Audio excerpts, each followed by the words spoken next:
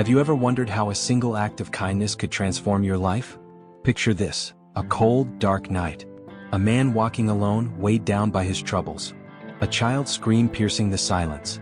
What happens next will restore your faith in humanity and prove that, at times, our greatest rewards come from helping others in their darkest moments. Get ready for a heartwarming journey that will make you believe in the transformative power of kindness. The streets of Ashland were eerily quiet that November evening. The cold wind carried dry leaves, their rustling the only sound breaking the stillness.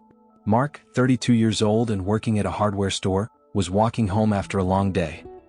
His pale face reflected more than just the biting cold. The weight of unpaid bills and the loneliness of his empty apartment weighed heavily on his mind. As he passed a dimly lit street on the edge of the neighborhood, a faint sound caught his attention. He stopped mid-step, his heart lightly pounding in his chest. It was a scream, or at least something that sounded like one. He listened carefully, torn between continuing on his way or investigating the sound. The scream came again, softer this time but unmistakably human. Mark hesitated, his instincts clashing with his sense of caution. Finally, he stepped into the shadowy street. His eyes adjusted slowly to the darkness as he scanned the area. That's when he saw it, a small figure leaning against a brick wall. As he moved closer, the figure became clearer. A little girl, maybe 5 years old. She was trembling, her small body curled up against the cold. Mark noticed the girl's trembling shoulders, and something else caught his eye: her torn clothes and a face streaked with dirt. She clutched a worn-out backpack tightly, as if it were the only thing she had in the world. Kneeling down, Mark spoke softly, his voice gentle. "Hey kid, what are you doing out here?" The girl flinched at first, avoiding his gaze. But after a moment she slowly looked up, her tear-filled eyes telling a story without words. In a faint whisper she replied, "I'm lost." Mark took off his coat and gently draped it over her shivering shoulders. "It's okay," he said reassuringly. "You're safe now. Let's get you warmed up first and then we'll figure out what to do next." The girl hesitated for a moment, her small hands clutching the coat tightly. But finally she reached out and took Mark's hand. Silently, they began walking towards Mark's modest apartment. Along the way, the girl hardly spoke, responding to Mark's gentle questions with either brief answers or quiet silence. Mark couldn't shake the growing concern in his chest. Surely someone must be out there looking for her, a family maybe? But what if there wasn't? When they arrived at his apartment, Mark took a closer look at her. The child was filthy, her hair matted with mud, and her tiny face streaked with grime. He grabbed a cloth and, with careful hands, started cleaning her hair. That's when he noticed it, a small wound on her head. The bleeding had stopped, but the sight of it made his heart race. This wasn't just a simple fall. Something more had happened. Mark made up his mind. He had to take her to the hospital. At the hospital, doctors immediately examined her.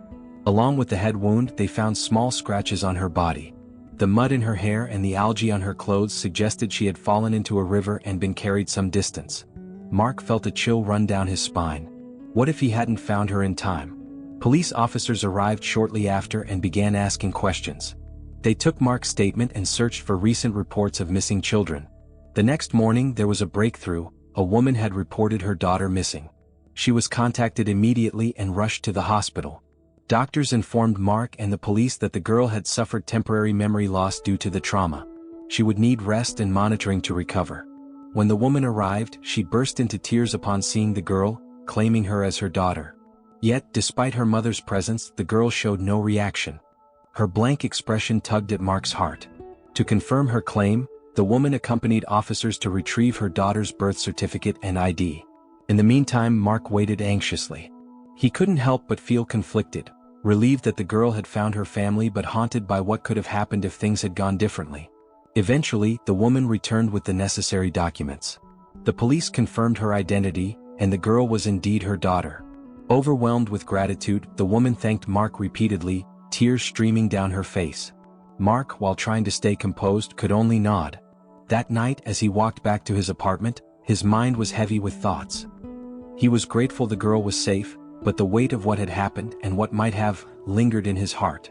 A few weeks later, there was a knock at his door. When he opened it, Mark couldn't believe his eyes. Standing there were the little girl and her mother. The girl smiled softly, as if remembering the man who had saved her. Mark quickly invited them in, wondering what this unexpected visit could bring. The woman and the little girl stepped inside. The woman looked at Mark with a grateful smile while Mark stood there, unsure of what to say. Finally, he managed, "Can I offer you a cup of coffee?" The woman nodded. "That would be nice, thank you." The little girl wandered over to the couch, clutching a teddy bear in her small hands and quietly playing with it. Meanwhile, the woman followed Mark into the kitchen, offering to help. "I'm sorry for just showing up like this," she said, leaning lightly against the counter. "But I wanted to talk to you. I don't think we properly thanked you." Mark, setting up the coffee machine, turned to her with a kind smile. "I'd like to say anyone would have done the same, but times have changed. I'm just glad your daughter is okay. We were lucky." The woman nodded, her eyes growing misty. "We don't actually live here," she began. "We came to this city to visit an old family friend. My daughter was playing on the porch while we were sitting nearby.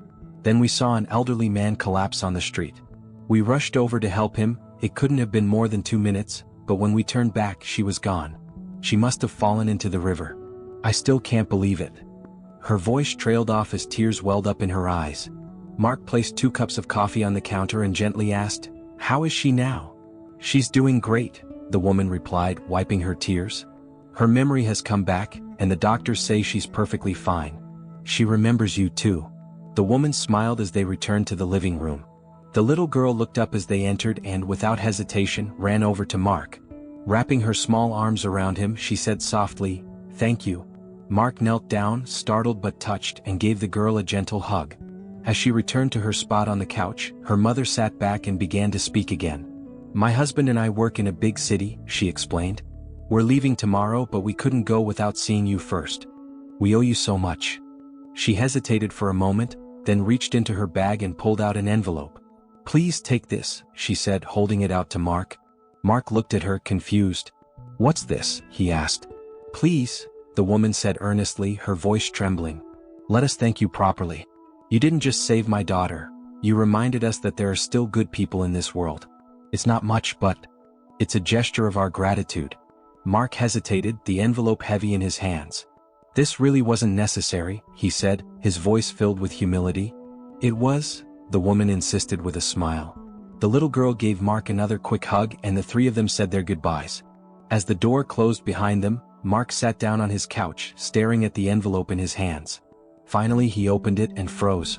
Inside was a check, far more than he could have ever expected. It was an amount that would have taken him months, maybe even years to save. For a moment, Mark simply stared at it, overwhelmed. He thought about how a single moment, a decision to turn down that dark street, had led to this.